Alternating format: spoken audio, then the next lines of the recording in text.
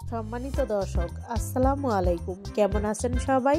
আজ আমি আপনাদের সঙ্গে শেয়ার করব সাবানা হাতা দিয়ে শাড়ির ব্লাউজ কাটিং এবং সেলাই করা। আশা করি পুরো ভিডিওটি দেখলে আপনারা সহজে বুঝতে পারবেন। এখানে ডিজাইনার গলাও আমি দিয়েছি। এই ব্লাউজটি কাটিং করে এবং সেলাই করেছি আমি, কোনো ধরনের ফলসের কাপড় দেইনি। আপনারা চাইলেও কিন্তু এরকমভাবে দিতে পারেন। অনেকেই কিন্তু ফলসের কাপড় দিয়ে শাড়ির ব্লাউজ সেলাই করতে ভয় পান যে এটা কিভাবে ফিট করব। তো আশা করছি আপনারা আজকে এই ভিডিওটা দেখলে বুঝে যাবেন। এখানে 14 গিরা কাপড় আছে, তার 1 ইঞ্চি বেশি আর কি, 14 গিরার থেকে 1 ইঞ্চি বেশি। তো সেটাই দেখালাম। তারপর কাপড়টিকে 4 ভাঁজে ভাঁজ করে নিয়ে প্রথমে হাতা কাটিং দেখাইতেছি। এখানে যারা মিডিয়াম সাইজ তাদের জন্য হাতার মাপটি নিচ্ছি আমি 13 ইঞ্চি লম্বা।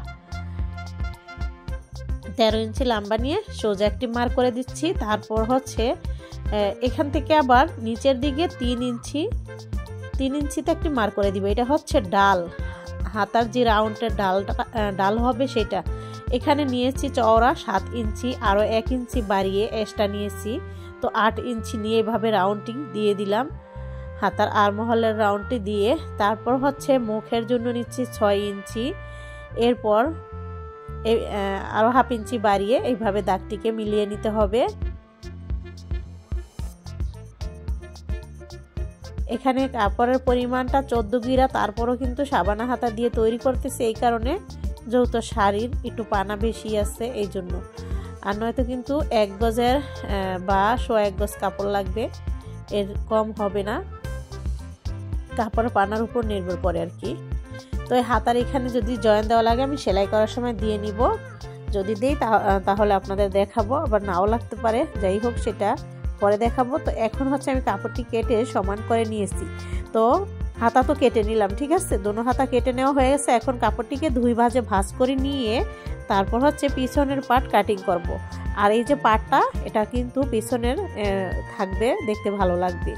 তো এই জন্য এই পাড়ের অংশটা যাতে পিছনে থাকে, সামনে না, কারণ পিছনটাতে কিন্তু পাটটা থাকতে হবে, তাহলেই সুন্দর লাগবে, শাড়ির সাথে সুন্দর ম্যাচ হবে। তারপর হচ্ছে এইভাবে লম্বা নিব। যেহেতু আমার এখানে কাপড় তেমন একটা নাই, এই জন্য আমি 15 ইঞ্চি ব্লাউজের লম্বার মাপ নিচ্ছি। এরপর সোজা করে সেই 15 ইঞ্চি বরাবর একটি মার্ক করে দিয়েছি। এখন এখানে নিচ্ছি কাঁধ, মানে পুট নিয়েছি 6 ইঞ্চি, আরমল নিব 6 ইঞ্চি, কাঁধের এখানে 6 ইঞ্চি, তারপর হচ্ছে বগলের এখানেও 6 ইঞ্চি নিয়েছি। আশা করছি আপনারা বুঝে গেছেন।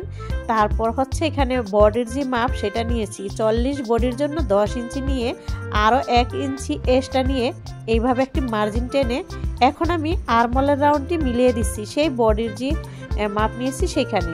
তারপর হচ্ছে এই যে কোমরও আমি 40 নিচ্ছি, এখানে আর বাড়তি নিব না যেহেতু কোমর। তো এখন হচ্ছে কোমরের এখানে 40 ইঞ্চি নিয়ে কেটে নিব। এখন এই পাশ থেকে 4 ইঞ্চি ভিতরে একটি মার্জিন দিয়েছি। এখন হচ্ছে এইভাবে 6 ইঞ্চি উপরে টিকিন দিব। পিছনে যে ব্লাউজের টিকিন হয়, এই যে এটা হচ্ছে টিকেন। তো এখান থেকে তো 6 ইঞ্চি দেখালাম, বা উপর থেকে 9 ইঞ্চি নিচে দিলেও হবে, এই একই হয়। আপনারা নিচের দিকে থেকে 6 ইঞ্চি নেবেন, নয়তো উপর থেকে 9 ইঞ্চি নিচে নেবেন। এরপর গলার চওড়া নিয়েছি 2.5 ইঞ্চি। এখন আমি এই গলা যখন সেলাই করব তখন আপনাদের মাপটা বুঝিয়ে দিব বা দেখিয়ে দিব। এখানে ডিজাইন গলা হবে বক্রম দিয়ে, এই জন্য এখন আর আমি গলাটি কাটতেছি না। তো ব্লাউজটি এখন আমি কেটে নিচ্ছি। এই তো হয়ে গেল। এখানে ছোট্ট একটি টিক বসিয়ে দিলাম আর চিহ্নগুলো দিয়ে দিচ্ছি। হয়ে গেল পেছনের পার্ট কাটা। এখন যতটুকু কাপড় আছে এটা দিয়ে আমি সামনের পার্ট কাটিং করব।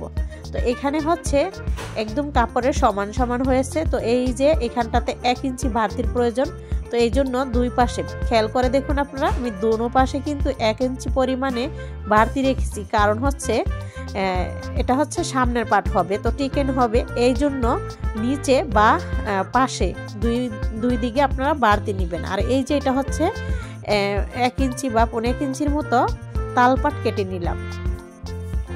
এখন 9 ইঞ্চি নিচে আমি একটি সোজা মার্ক করে দিলাম। উপর থেকে ফিতাটিকে ধরে 9 ইঞ্চি নিচে একটি মার্ক করে দিয়ে ভেতর থেকে আবার এদিকে নিলাম 4 ইঞ্চি। এখন আমি এভাবে সোজা আরও একটি দাগ টেনে দিব। এখন হচ্ছে এই যে এখানে কেটে নিয়েছিলাম টেকেনের জন্য বাড়তি সেইখানে আবার ফিতাটিকে এইভাবে ধরে এখানেও একটি মার করে দিলাম। এই যে এখানে কাটা কেটে নিয়েছি সেটা কিন্তু টিকিন দিলে সেরকম আর থাকবে না, সমান হয়ে যাবে। এইভাবে 4 ইঞ্চি ভিতরে ধরে এইভাবে একটি মার করে দিব। মোট কথা হচ্ছে 4-5 থেকে 4টি দাগ আসবে। এই যে এখন এই যে এইটা কিন্তু বাদ, ঠিক আছে। আমি কোন 4টিতে দাগটি দিতেছি আপনারা দেখবেন। এখানে হচ্ছে 4.5 ইঞ্চি বরাবর আমি প্রত্যেকটা দাগ দিয়ে দিব। এই যে চিহ্নটা এইভাবে মার্জিন করে নিব, ঠিক আছে। এরকম ভাবে দেখুন হয়ে গেল আমার টিকিনের মার্জিন যেটা না সেটা।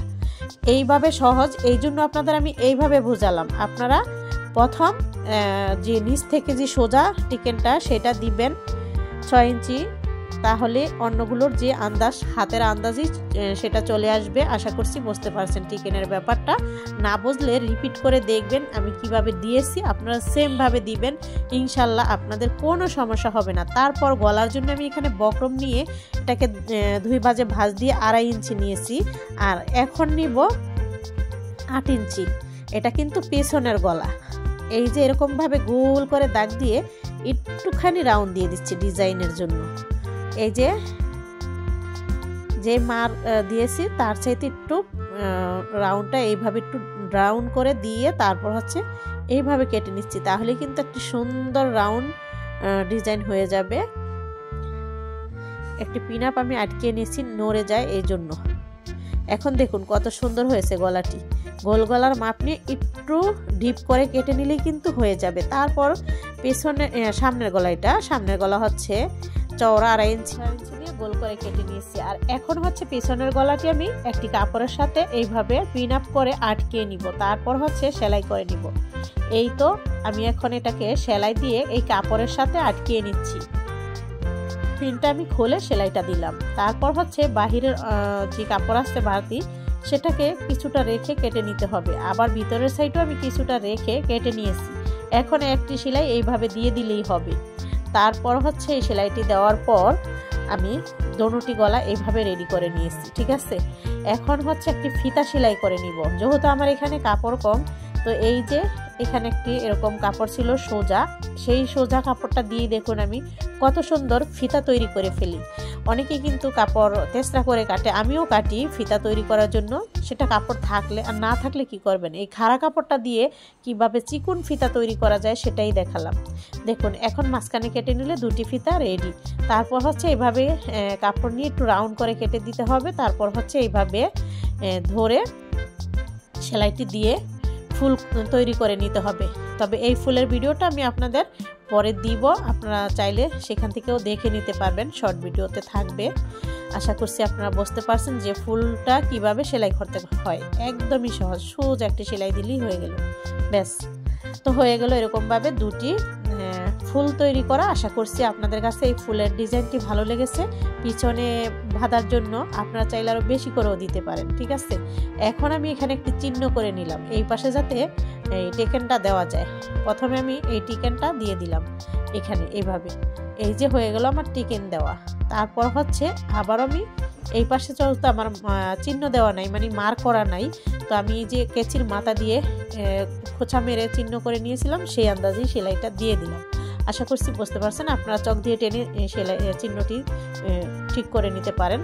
তারপর হচ্ছে আমি পেছনের যে গলা সেটা আর এখানে ফিতাটা সেলাই করে আটকে নিব, সেটাই দেখালাম। তবে এই যে ফিতাটা যে বসবে সেই জন্য এই বরাবর মার্ক করে নিয়ে তারপর একটি কাট চিহ্ন বসিয়ে দিয়েছি, একটু কাপড় কেটে দিয়েছি, কারণ এই বরাবরই এই ফিতাটাকে আমি এইভাবে সেলাই দিয়ে আটকে নিব।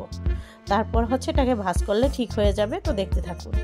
এই যে এরকম ভাবে রাউন্ড দিয়ে তারপর এই বরাবর আসার পর আবারও ফিতাটিকে দিয়ে একটি সেলাই দিয়ে তারপর হচ্ছে বের করে নিতে হবে। এখন আবারও আমি এই কাপড়টিকে কেটে নিব। পিনআপটি খুলে নিয়ে কাপড়টি কেটে নিচ্ছি। এরপর এখানে ছোট ছোট করে কাট বসিয়ে দিতে পারেন বা এইভাবে উল্টালেও হবে।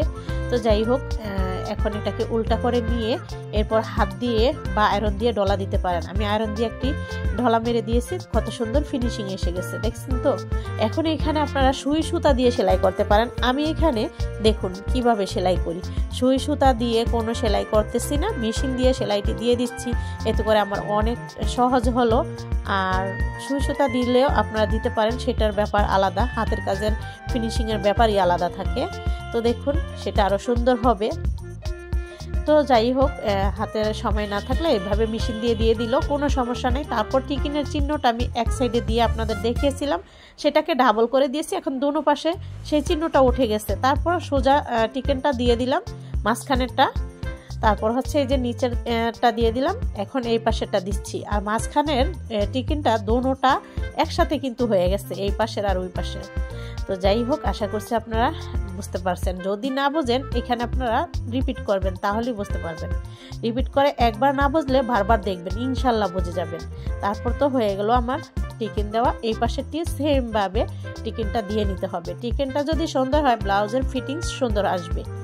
এই যে এখন আমি গলাটি, সামনের যে গলা সেটা ফিট করে নিচ্ছি। এই যে গোল করে সেলাই দিয়ে এখন বাড়তি কাপড় দিয়ে কেটে নিয়ে ছোট ছোট কাট বসিয়ে দিয়ে উল্টিয়ে চাপ সেলাই দিয়ে দিব। এখন আমি এই যে আবারও মেশিন দিয়ে সেই সেলাইটি দিয়ে দিচ্ছি। এখন শোল্ডার সেলাই করে নিব। এই যে এইভাবে করে শোল্ডার সেলাই করে নিলে কিন্তু হয়ে যাবে।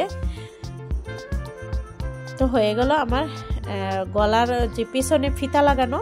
তারপর হচ্ছে এইভাবে ধরে সমান মাঝখানে, এটা সামনের পার্ট কাটতে হবে, সমান মাঝখানে কেচি দিয়ে কেটে দিলাম। তারপর হচ্ছে আমি এখানে প্লেট লাগাবো। এটাকে গুতামের প্লেট বা ঘাইয়ের প্লেট দুইটা বলে, একটাকে গুতামের প্লেট বলে আর একটা ঘাই। তো আমি সেটি করতেছি। আমি এখানে গুতাম দিব, আপনারা চাইলে পিন যেটা আর কি হুক সেটা দিতে পারেন, সমস্যা নাই। তো এই যে একটা সেলাই এখানে দিলাম, চাপ সেলাই, ঠিক আছে। তারপর হচ্ছে যেই যতটুকু কাপড় আছে ভর্তি করে ভাঁজ দিয়ে তারপর হচ্ছে আমি আরেকটি সেলাই দিয়ে দিব সোজা করে। এতে করে এটা কিন্তু হয়ে গেল হুক বা গুতামের প্লেট। এটা ডান দিকে থাকবে, বাম পাশেরটা গুতামের জন্য থাকবে। আমি কাপড়টা জোড়া দিয়ে নিয়েছি। এখন এখানে সেলাইটি দিয়ে আবার এইভাবে কাপড়টিকে ভাঁজ দিয়ে আটকে নিলাম। এখন এই কাপড়টিকে এইভাবে আমি ভাঁজ দিয়ে আনলাম, এক ভাঁজ দিয়ে, তারপর হচ্ছে আরও একটি ভাঁজ দিলাম, দিয়ে হচ্ছে এইভাবে করে সেলাই করে নিতে হবে। তো হয়ে গেল। এখন একটু ফাঁকা করে আরও একটি সেলাই দিয়ে দিলাম। এটা হচ্ছে আমার গুতামের প্লেট, এটাতে গুতাম হবে। আর যদি গুতাম ব্যবহার না করেন তাহলে আপনারা ঘাইয়ের যে ঘর সেটা আর কি করে নেবেন, মানে সেই শুকটা বসিয়ে নেবেন, তাহলেই হবে। একটাতে শুক উপরেরটাতে আর নিচেরটাতে ঘাট, এইভাবে। তো এরকমভাবে হবে বিষয়টা। এই যে তারপর হচ্ছে আমি এখানে হাতা সেলাই করে নিব। তো এই যে আমি হাতাটিকে হচ্ছে কেটে নিয়েছি। এখন এইখানে আর কোনো সেলাইয়ের প্রয়োজন নাই, যেহেতু এটা পার আছে। তো এখন সোজা একটি সেলাই দিলেই হবে। তবে আমার এখানে আমি দেখব যদি জয়েন দেওয়া লাগে তাহলে এখানে একটু কাপড় দিয়ে বাড়িয়ে নিতে হবে। এই যে আমার এখানে বাড়িয়ে নিতে হবে। তো দেখতে থাকুন, আমি এখানে এরকম কাপড় ছোট করে কেটে তারপর আরমোলের এখানে কিভাবে বাড়িয়ে নিচ্ছি। এই তো এই যে জোড়া লাগিয়ে নিলাম। তো আমার বয়স শুনে আশা করছি আপনারা বুঝতে পারছেন, এতদিন শুনছেন আর এখনও শুনতে আছেন। আমি অনেকটাই অসুস্থ, তারপর আমার চ্যানেলের কথা চিন্তা করে আমি ভিডিও আপলোড দিতে বাধ্য হলাম।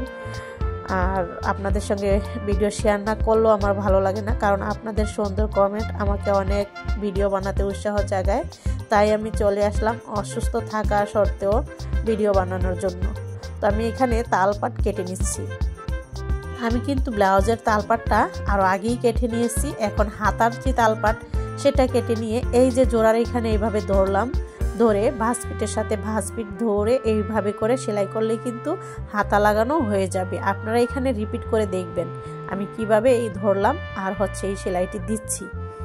তো এইভাবে হাতা লাগালে ব্লাউজের হাতার ফিনিশিংটা অনেক সুন্দর আসে, পরলেও অনেকটা আরাম হয়।